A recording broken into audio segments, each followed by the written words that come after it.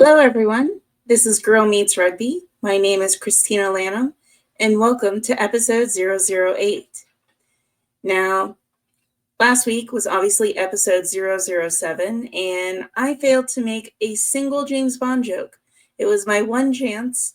I've let it go, and so I'm a little disappointed in myself. I'm not going to lie. It was a great opportunity to make a really lame joke, and I just didn't go for it. So here we are on 008. No one talks about any Special Agent 008, but I'm still excited. We've got lots of things to talk about this week. We've got more news-worthy stuff happening in the world.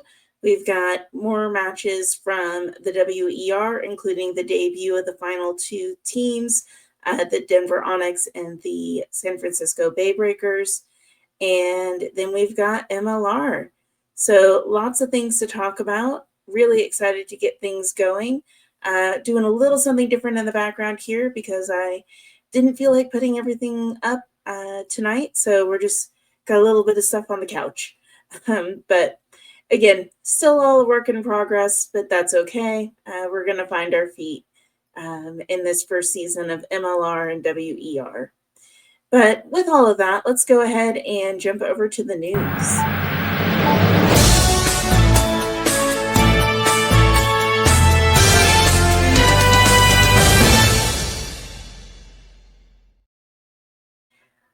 All right, in the news, the HSBC Sevens in Hong Kong has come to a completion. Winners coming out on top for the women was New Zealand, and then for the men, it was Argentina. USA did participate in that with the women's team finishing 5th and the men's team finishing 12th. It sounds like for the men's team, they incurred a number of injuries over the course of the 3 days. So obviously not a great finish for US Eagle men, but there's always next year. There's a lot to learn from this year, I'm sure, as well. Over the course of the 3-day event in Hong Kong, 110,000 people attended, which is really exciting to see. And then with the U.S. Women Eagle Team 15s, last week we talked a little bit about the U.S. test matches that are going to be going on, but they've got a couple of international ones as well. So on May 17th, they're going to be in Australia playing the Wallaroos. And then the following week, they're going to be over in New Zealand playing the Black Ferns. So I feel like the women are going to get some really great exposure to some very high-level rugby. And so really looking forward to seeing what they take away from those matches, especially, just playing teams that are just so top tier. So really excited for that. And then last part of the news that I have this week is our good friend Ma'ananu. So we remember a couple of weeks ago, he was announced as a new part owner of the San Diego Legion. Well, he's not done making the headlines. So this past week in Toulon, he became the oldest player to be in the top 14 at the very young age of 42. He's younger than myself, so 42 is nothing. But I'm sure on the pitch of a rugby field, you start to feel it in your 40s. But congratulations to Ma'ananu on just breaking more records. He's currently over there serving as a medical joker. So really great to see him out there still doing the thing that he loves. And I know that at his age, he could still definitely take me to the ground with probably very little effort. But that's everything that we've got going on in the news. If you know of anything that's newsworthy and you want me to share it on here, please feel free to send me a link. I'm Girl Meets Rugby on all the socials, Instagram, TikTok, X, YouTube, and it's girlmeetsrugby@gmail.com. So if there's ever anything that you think is newsworthy to share, please let me know, because I am trying to scour the various media outlets, but I'm just one person, and it's really easy to miss stuff. And with that, let's jump over into Women's Elite Rugby. We've got a lot of things to talk about over there.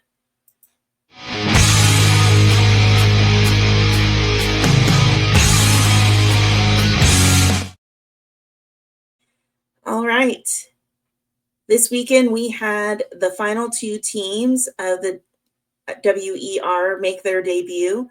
Out in Glendale, Colorado, the Denver Onyx took on the San Francisco Bay Breakers. And what became a theme for the weekend was just utter domination. So the Denver Onyx ended up beating the Bay Breakers 63-7. It was a single try by Shelby Lynn on the Bay Breakers side, right towards the very end of the match that just kept them from ending on a big goose egg. So I know that was a huge moment for them just to be able to get back across that line and actually convert. On the Denver side, it was Erica Chulabe who scored the first try for Denver. It wasn't her last try. She scored a couple of those in there. But the Denver women looked incredibly strong and definitely shot themselves immediately to the top of the leaderboard just in terms of points and such that they put on against the Bay Breakers.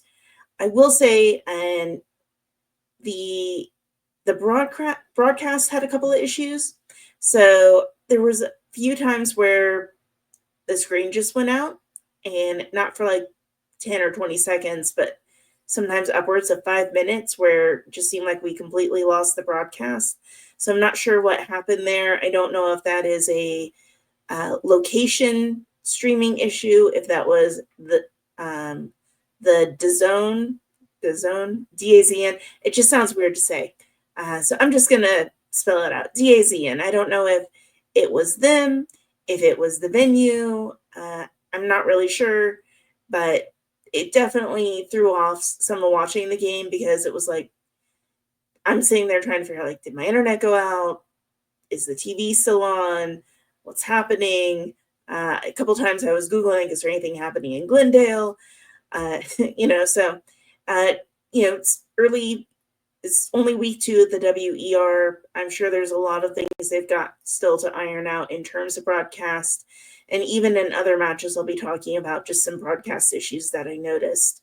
But we did at least see the Onyx come out with a major statement to the league. And the Bay Breakers, I'm hoping that, it was just a rough first match for them, that they'll be able to come back next week and be able to perform stronger. But definitely not the best performance for them. I will say there was about 2,700 in attendance in Glendale, which is a great turnout for a first game in a new league. And then looking at some of the other matches, the Chicago Tempest took on the New York Exiles, so New York traveling out to Chicago. In less than 2 minutes, Kit Busby, who was the first try scorer for Chicago last week, she was out under 2 minutes for injury, so hoping that she's going to be okay and come back on. But the Exiles really, I think, took the loss last week to heart, and we're like, that's not going to happen again. And so that game ended out being 48-17 in favor of the Exiles. And so fortunately, Chicago now with 2 losses in a row. I would say they were more competitive with the Gemini than it looked like they were for the Exiles, but they did manage to put some points on the board. And again, early days here for these teams. And then over in Boston, we had the Banshees took on the Twin City Gemini.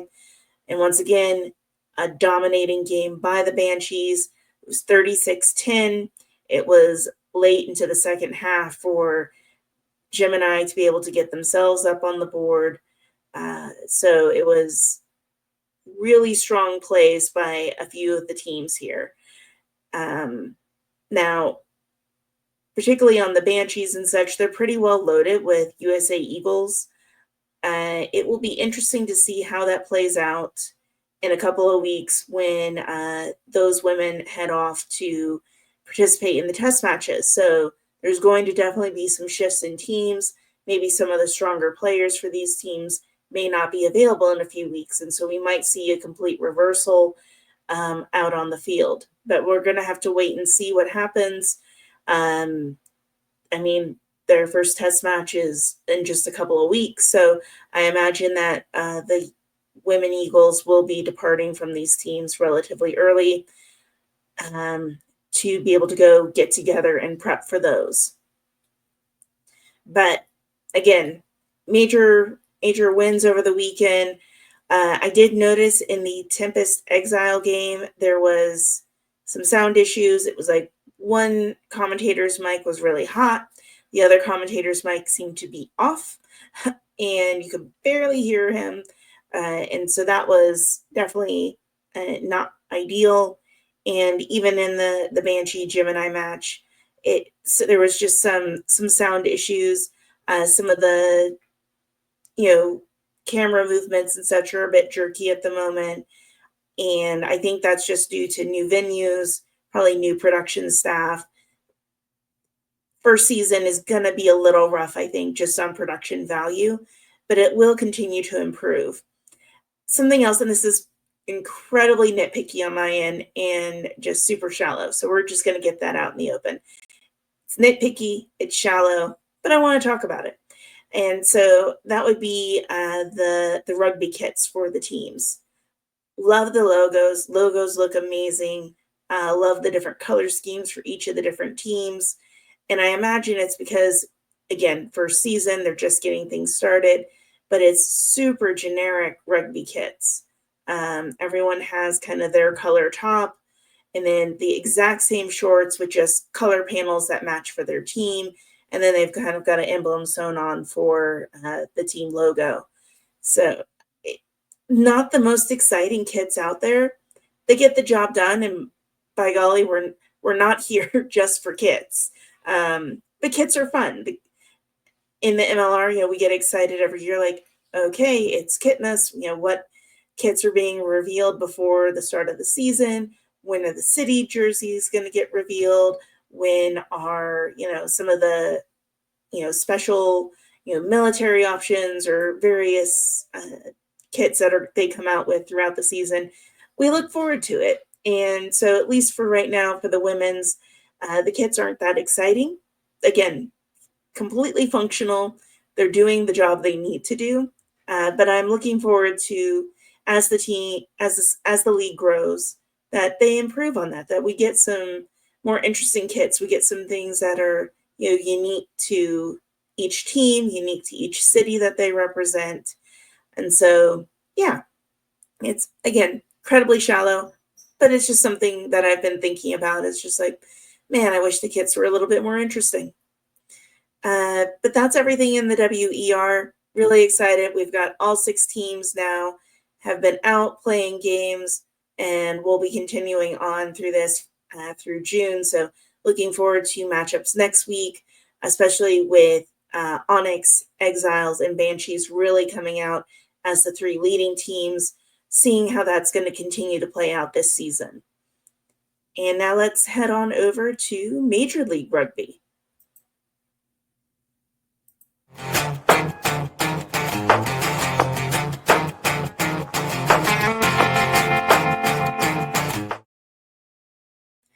All right.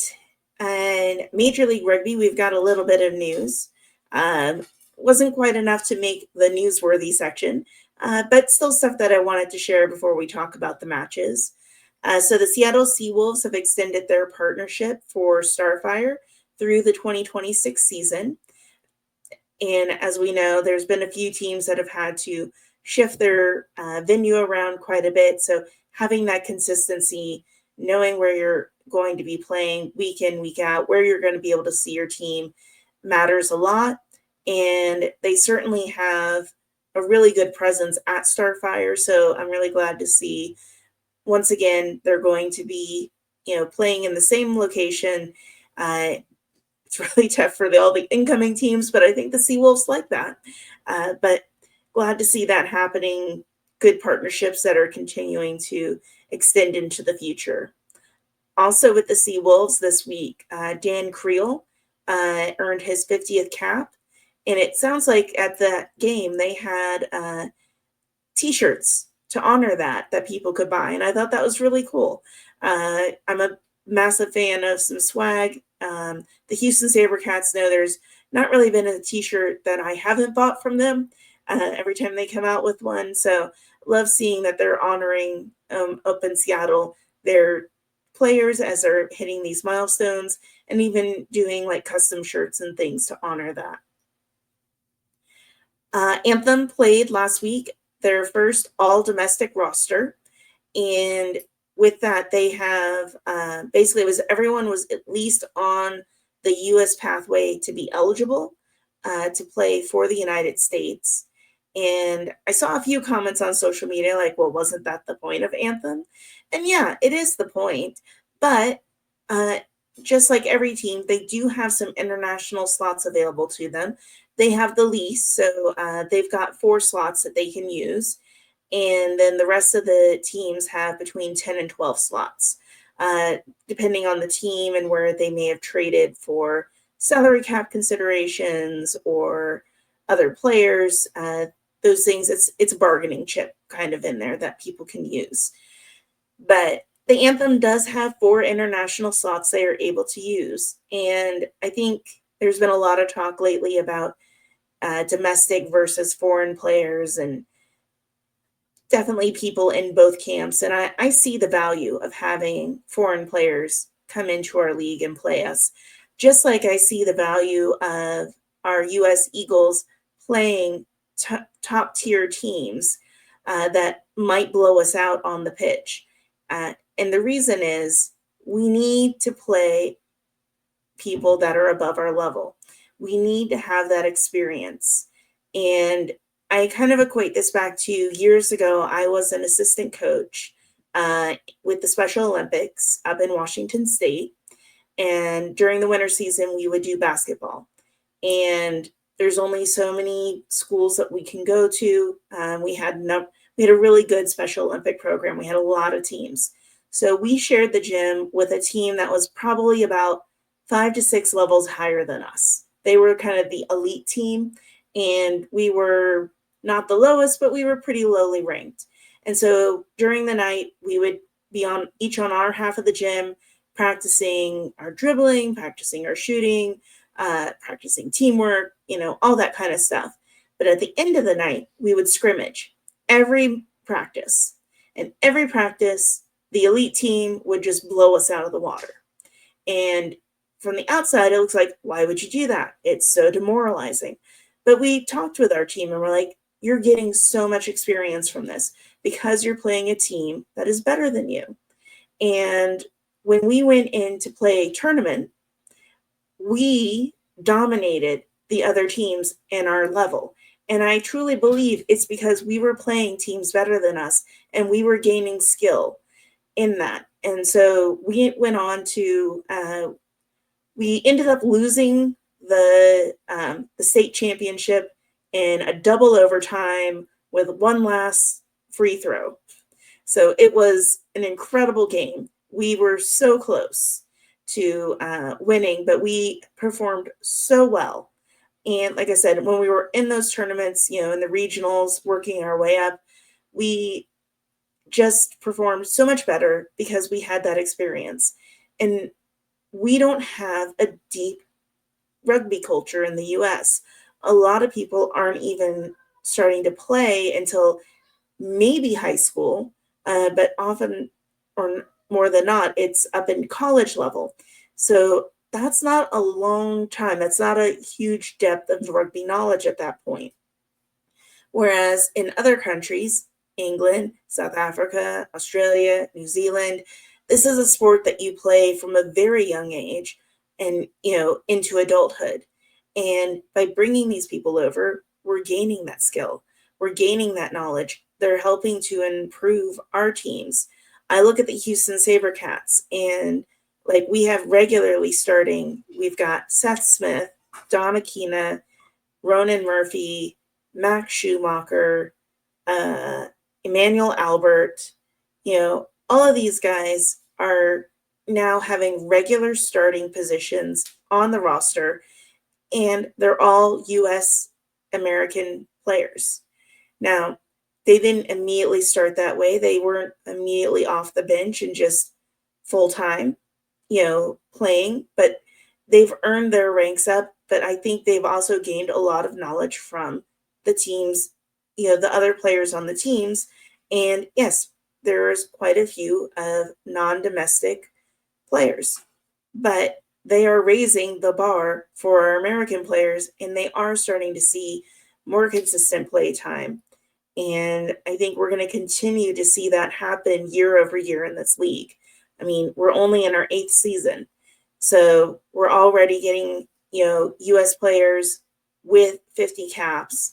And that makes a huge difference. And then we have players, like Dylan Fawcett and such, who are foreign born, but U.S. eligible. Like they've decided to make the U.S. their home. This is where they're at. And that is a normal thing as well. I mean, if you look at Ireland and their national team, we have Bundy Aki. He's not from Ireland, but he lives there now. That is his home. And he is now able to represent his new home country on the world level with their team. And so that's not an unusual thing. And so let's not cut off our nose to spite our face. We need to help increase the depth. We're building more programs. We're building more youth rugby. We're getting more exposure to people at a younger age, and we're going to have that depth. We're just not there yet. So that's my soapbox. That's how I feel about things. You can agree or disagree with me in the comments. I know everyone has an opinion. And with that, let's go ahead and just chat about this past week in rugby. So in the MLR, it was week 7. And we started off with Rugby FCLA versus the Old Glory DC. So Old Glory made the long trip out, East Coast to West Coast for this game. And this was a high-scoring game where I never knew from 1 minute to the next who might take the win, because it was like, who wanted to have the most yellow cards? I mean, it was, tries started getting scored quite early. Tries were getting scored quite often. There were penalties galore, yellow cards galore. At one point, LA was down 2 guys, and then I was like, they're not going to make it. It's going to be DC's win. And then DC goes down 2 guys in the sin bin, and there were penalty tries. It was a crazy game, and it was, once again, DC down at the end, 2 men. LA was able to score a final try and really pull away at 54-44. But it was a crazy game, and a lot of discipline issues. We did see Reese McDonald make his debut for LA, so that's been a long anticipated, opportunity to see him. I think he was out on injury for a while, but he's definitely healthy. He's doing well. He definitely made an impact when he came on. It was great to see him. He's just as dynamic as he was on the Free Jacks. And so that was really good. DC did have a little bit of issues on their line out. They lost 5 of them, though I will say they were scoring really well regardless of their ability to do a line out, but that's definitely something they need to work on. And then LA in particular had a lot of issues with knock-ons. But again, it was a crazy match to watch, and definitely some exciting rugby. I'll say that much. Then we're going to head on over to, it was Houston versus Seattle. I think this was game of the week. So everyone's eyes was on Seattle. They were the heavy favorites. They were 5-0 in the season. and did not stay this way. So spoiler alert, but Houston beat Seattle, or beat Seattle. Houston beat San Diego 34-14. I gave Houston a ton of crap last week for their game against Anthem. And as you can see, like, I am a massive fan of Houston. I hate giving them crap. They deserved it last week for that performance. But they were so on it this week with San Diego. They were so much better. It was back to their usual roster, their usual lineup. And I appreciate that Pote is willing to go in there and change some things around, but the lineup they had is just the best. I love Putzer at full half, at fly half, and I love Wild back at fullback.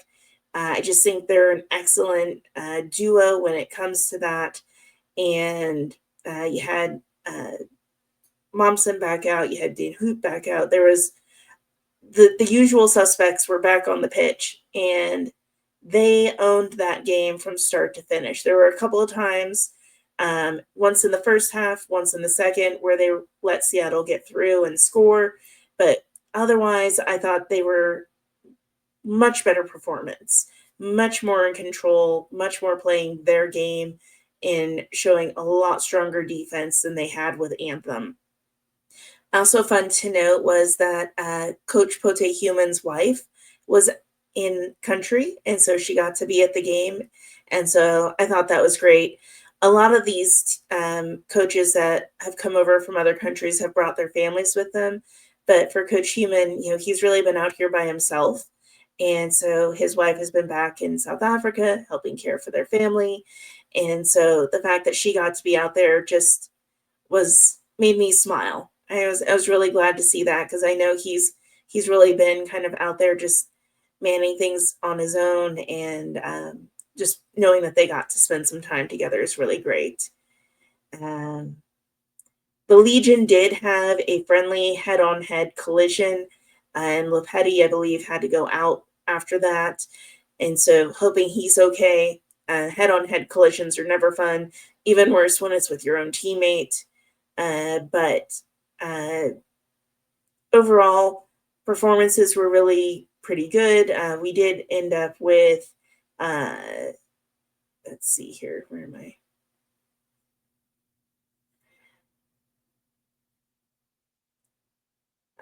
Sorry, I was trying to read my notes and I was confusing myself because I wrote things a little differently than I thought I would. So Houston did end up with a yellow card like the 77th minute. So Pita Anayasu had a dangerous tackle, and so he got sent out. Legion ended up with two different yellow cards, one in the first half and one in the second, which I think definitely impacted them and their ability to play. In general, we were both pretty good in the lineouts. Both, it looks like we lost about 3 lineouts each, Houston and Legion. And so that's just something to continue to work on. The closer you can be to 100% in your lineouts, the better. But kicking was on point. No one missed any kicks, which was really good to see. And no one got any red cards.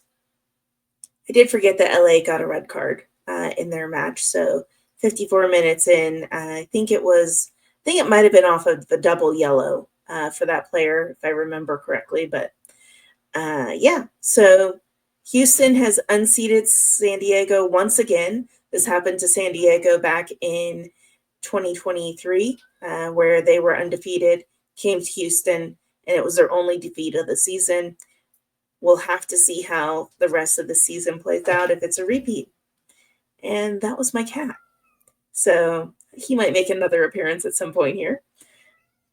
And then we're going to head up into Seattle. It was Seattle versus Anthem. And I'm not going to lie, I put in my Super Brew that I wanted Anthem to win. And I thought they were. And in the second half, they didn't, which is the theme of Anthem, unfortunately. In the first half, it was actually Seattle 3, Anthem 7. Anthem was playing some really, really good defense, holding Seattle at bay, which is a tough thing to do in Starfire. And there was definitely the croc roll came up quite a bit in this match, several times for record hatting on the Seattle side, as well as it came up on the Anthem side as well. So I'm sure it's kind of a bit of a muscle memory to do that croc roll tackle, but the refs are definitely looking for that, and we want to make sure to get that out of our system, because Seattle actually scored a try, and because of a croc roll, they got rescinded. So, it's really costing people some points there. But while Anthem does have cleanup to do, they are becoming a real contender. They look competitive. They look like they can actually get out there and get things done. Discipline, a bit of an issue. So Seattle ended up with a yellow card 22 minutes in, and then at the 68 and a half minute mark or so. And then Anthem ended out on a yellow card about 71 minutes, which unfortunately for them, not long after that, that's when right after that, Seattle scored.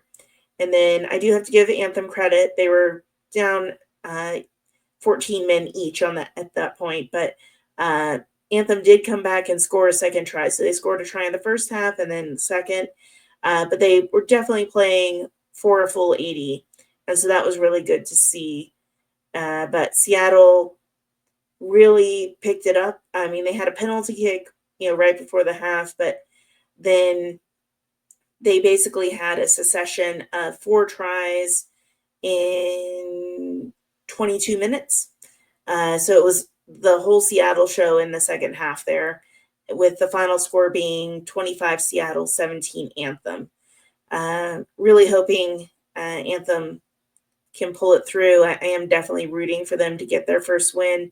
It was good to see Seattle kind of rise up. They're sitting at the bottom of the Western Conference, which is a very unusual place for them. And so it was good to see them at least get a win, get some momentum back after they've had, kind of a rough start of the season. And then last match of the week was Utah Warriors versus New England Free Jacks. So this was over in Harriman, Utah, which I am really looking forward to, hopefully maybe next year or so. I really want to get out to a Warriors match just because the scenery, the backdrop of the mountains there and everything, it just looks gorgeous. And one of my goals is to actually visit all of the stadiums. I made it to the Ironworkers, New York, before they folded. I've been to Dallas. I've even been to the Austin Gilgronis. I've been out to Legion at Snapdragon, LA, where they were playing last year, and in New Orleans. So I've been to all those stadiums so far. And this year I'll be at Miami in just another week and a half. So I mean, I just was looking at the calendar. I couldn't believe it. I'm like, Miami is just right around the corner. So looking forward to that one. But anyway, all that to say, Utah versus New England. Utah, who's been on fire. New England, who has not. Everyone thought Utah was going to take this for a win. Utah thought they were going to get this for a win. But the Free Jacks came back in that second half, and they're like, hold my beer. Here we go. And so it was impressive to see. And New England was missing a couple of their key players. So Jason Patros and Balakena were both out. And on the Utah side, they were missing Loelia. I think he's got a shoulder injury. So Hodgson was playing fly half. And I think they ideally would have loved to have Loelia at center. But it started off very much looking like it was going to be Utah's game. I mean, they went into the lockers at the half. It was 26 for Utah, 5 for New England. But then in the second half, New England came out and just started scoring try after try after try. And Utah scored nothing at all. There was nothing on the board for Utah in that second half. It was all New England, and it was at the death, just about 80 and a half minutes. New England managed to get the ball, score the try, and secure the win at 26 Utah, 33 Free Jacks. And I was impressed. I was really, really impressed by that. I'd kind of written New England off for the season. In fact, last week I was like, I don't know what's got to change, but something has to change. And clearly something did.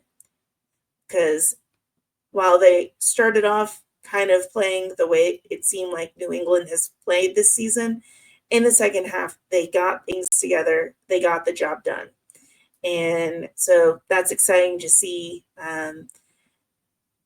You never just want to have a team where you're like, oh, I know I've got this in the bag. You want competitive rugby. You want good games. So I was glad to see that. And their kicking game was good as well. I will say Seattle, still a major struggle.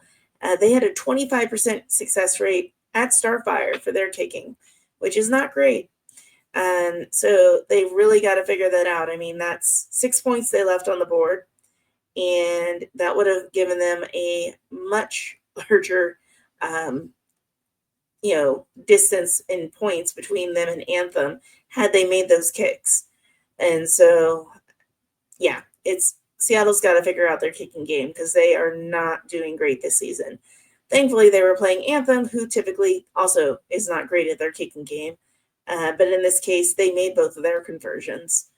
But, yeah, so that is MLR Week 7.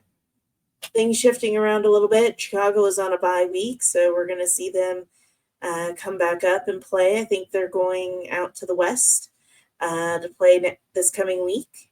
So it'll be some more exciting matches to catch up on. And, yeah, maybe Anthem will take a win. Maybe my ESPN bracket will continue to perform as it has. I'm not going to lie. I am killing it in the men's and women's ESPN bracket at my work. I'm in 3rd place for the women's. I'm in, I think, 4th place for the men's out of a lot of people. And I picked those with less than 30 seconds of effort. I spent more time picking my bracket team name than I did picking that bracket. Now, on my Super Brew, I spend copious amounts of time trying to decide who's going to take the win, what the win differential is going to be, and I suck. So apparently I just need to do what I do with ESPN and just pick at random, because I will score better than I do currently on my Super Brews, because it got blown out of the water this week again. But if you haven't done Super Brew, so the Rugby Rant podcast, if you haven't checked them out, one, you need to. They're awesome. But they have their Super Brew contest, so it's free to enter. Every week there are winners. The top winner of that week gets some really cool merch. And I think they're going to have like an end of season overall winner as well. So definitely check them out. It's the Rugby Rant podcast. And then also Scott over there, I mentioned this before, him and Jasmine Rivera have got the Misfits Show, which is for the New York Exiles. Be sure to check them out. They'll be live streaming and posting and things of that nature. So definitely worth the watches. There's the Eagles Overseas show. They do like the happy hour live show and such. I try to catch that each week. Lots of rugby shows out there. I watch them. I recommend you watch them. And with that, I'm going to bid you guys adieu. I hope you have a great night, and let's see what week 8 is going to bring. Okay. I'm expecting a lot in week 8 for MLR. I'm expecting a lot in week 3 for the WER, and looking forward to that. And yeah, so this has been Girl Meets Rugby. I'm Christina Lanham, and this was episode 008.